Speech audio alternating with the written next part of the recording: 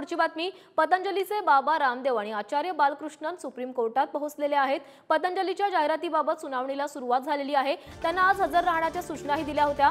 बाबा रामदेव यांच्या पतंजली आयुर्वेदच्या फसव्या जाहिराती पूर्णपणे बंद करण्याचे आदेश सर्वोच्च न्यायालयाने दिले होते। इंडियन मेडिकल असोसिएशनने बाबा रामदेव यांच्या काही जाहिरातींच्या विरोधात याचिका दाखल केली होती आणि याच संदर्भात आज सुप्रीम कोर्टामध्ये सुनावणी पार पडते आणि याच सुनावणीसाठी बाबा रामदेव हे कोर्टामध्ये उपस्थित आहेत। आपण बघतोय इंडियन मेडिकल असोसिएशनने बाबा रामदेव यांच्या ज्या जाहिराती होत्या, पतंजलीच्या जाहिराती होत्या, त्या संदर्भात ही याचिका दाखल केलेली होती आणि त्याच संदर्भात आज सुनावणी पार पडते आणि या सुनावणीसाठी बाबा रामदेव आता कोर्टामध्ये उपस्थित आहेत। पतंजलीच्या जाहिराती फसव्या असून त्या बंद कराव्यात असे निर्देश देण्यात आलेले होते आणि त्याच संदर्भात आज ही सुनावणी पार पडते।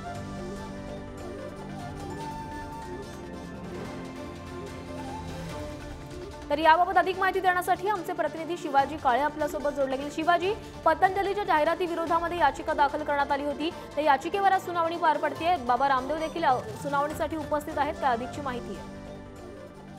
दिशाभूल करणाऱ्या जाहिरातीशी संबंधित ही अवमानना याचिका आहे आणि या सगळ्या प्रकरणामध्ये 19 मार्चला सर्वोच्च न्यायालयामध्ये जेव्हा सुनावणी पार पडली त्यावेळेस पतंजली आयुर्वेदचे व्यवस्थापकीय संचालक असलेल्या आचार्य बालकृष्ण आणि बाबा रामदेव यांना पुढील सुनावणी म्हणजे आजच्या सुनावणीला प्रत्यक्ष हजर राहण्याचे निर्देश सर्वोच्च न्यायालयाने दिले होते।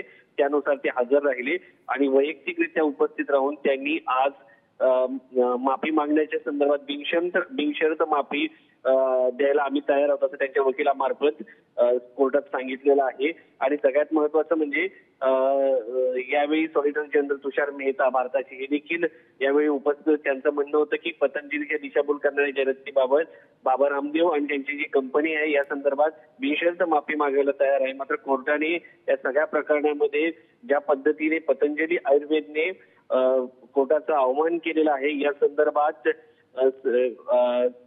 एक प्रकरण भूमिका घेत या सगळ्या प्रकरणामध्ये तुम्ही ज्या जाहिराती केलेल्या आहेत दिशाभूल करणाऱ्या प्रकाशित केलेल्या आहेत त्याबद्दल तुम्ही पूर्णपणे ज्या पद्धतीने सतर्क असणं गरजेचं होतं ते सतर्कच राहिलेले नाहीत असं कोर्टाचं म्हणणं होतं। यावरती न्यायालयाच्या सातत्यानं रामदेव बाबांच्या वतीनं वकिलांनी माफी मागण्याचा प्रयत्न केला आणि कोर्टाने ज्या पद्धतीने शिवाजी तर या सुनावणी संदर्भात आपण अपडेट तुमच्याकडून अशीच घेत राहणार। तुर्तास धन्यवाद तुम्ही दिलेल्या सविस्तर माहितीसाठी।